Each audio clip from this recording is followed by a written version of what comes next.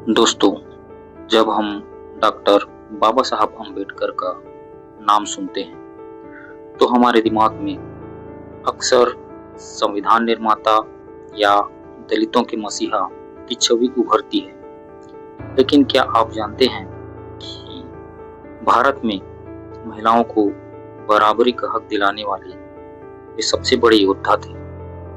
आज से 100 साल पहले जब दुनिया के कई विकसित देशों में महिलाओं को वोट देने के लिए लायक नहीं समझा जाता था, तब बाबा साहब भारत की हर महिलाओं के लिए एक वोट एक मूल्य की लड़ाई लड़ रहे थे।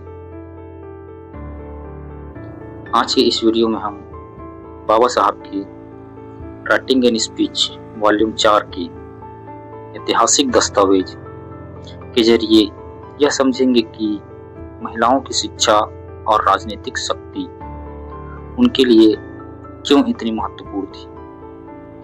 हम जानेंगे कि कैसे उन्होंने संपत्ति और शिक्षा की शर्तों को ठुकराकर हर महिलाओं को वोट का अधिकार दिलाने की वकालत की। 1920 के दशक में भारत में किसे वोट देने का अधिकार मिले, इस पर बड़ी बहस चल रही थी। उस समय के कई बड़े नेता और ब्रिटिश अधिकारी चाहते थे कि वोट का अधिकार केवल उन्हीं को मिले जिनके पास संपत्ति हो या जो शिक्षित हो। लेकिन बाबा साहब ने इसका कड़ा विरोध किया। उन्होंने लोथियम कमेटी के सामने तर्क दिया कि मताधिकार कोई रियायत नहीं बल्कि एक नागरिक का अधिकार है। उन्होंने स्पष्ट रूप से कहा कि 21 वर्ष से अधिक आयु के प्रत्येक वयस्क को, चाहे वह पुरुष हो या महिला, वोट देने का अधिकार मिलना चाहिए। बाबा साहब का तर्क बहुत गहरा था। उन्होंने कहा कि एक व्यक्ति जितना अधिक गरीब और शोषित है, उसे वोट की शक्ति की उतनी ही अधिक आवश्यकता है। उनके अनुसार समाज में मालिक और मजदूर या उच्च वर्ग और शोषित वर्ग के बीच जो सहजीवन की शर्तें होती है, वे हमेशा गरीबों के खिलाफ होती है। महिलाओं के संदर्भ में वे समाज का सबसे संवेदनशील हिस्सा थी। इसीलिए बाबा साहब का मानना था कि वोट की ताकत के बिना महिलाएं कभी भी अपनी सुरक्षा और अधिकारों के कानून नहीं बनवा पाएगी। बाबा साहब के लिए महिलाओं की शिक्षा केवल अक्षर ज्ञान नहीं थी, अधिकारों की चेतना थी। वॉल्यूम 4 में दर्ज रिकॉर्ड बताते हैं कि वे उस समय की शिक्षा नीति से बहुत दुखी थे। उन्होंने देखा कि सरकार शिक्षा पर खर्च करने में भारी कंजूसी बरतती है। उस दौर में अछूत और पिछड़ी जातियों की महिलाओं के लिए शिक्षा के दरवाजे लगभग बंद थे। बाबा साहब ने साक्ष्य दिए कि कैसे स्कूलों में दलित बच्चों को धूप और बारिश में बरामदे के बाहर बैठने पर मजबूर किया जाता था। उन्होंने तर्क दिया कि जब तक राज्य सीधे तौर पर इन वर्गों की शिक्षा की जिम्मेदारी नहीं लेगी, समाज का ढांचा नहीं बदलेगा। बाबा साहब का मानना था कि चिंतन का महत्व है, केवल पढ़ने का नहीं। वे चाहते थे कि महिलाएं शिक्षित होकर समाज की बुराइयों पर तर्क कर सकें। उन्होंने स्पष्ट किया कि शिक्षित महिला ही एक शिक्षित और जागरूक समाज की नींव रख सकती है।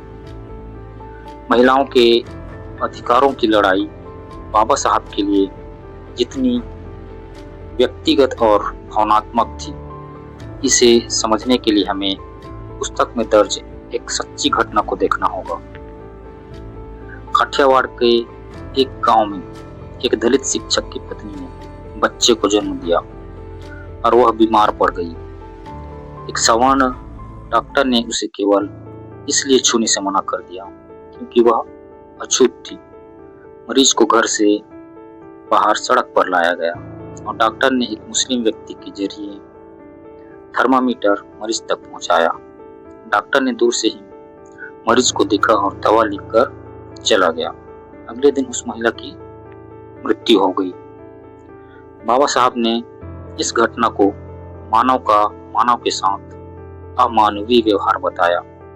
ऐसी हजारों घटनाओं ने उन्हें यह सोचने पर मजबूर किया कि बिना राजनीतिक अधिकार और बिना कानूनी गारंटी के महिलाओं का जीवन सुरक्षित नहीं है।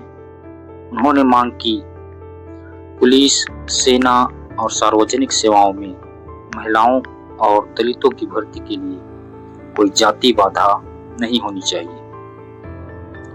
बाबा साहब ने केवल वोट की बात नहीं की, बल्कि प्रतिनिधित्व, रिप्रेजेंटेशन पर भी जोर दिया। उन्होंने तर्क दिया कि जब तक महिलाओं और दलितों के लिए अपने प्रतिनिधित्व सदन में नहीं बैठेंगे, तब तक उनकी समस्याओं का कोई हल नहीं निकलेगा।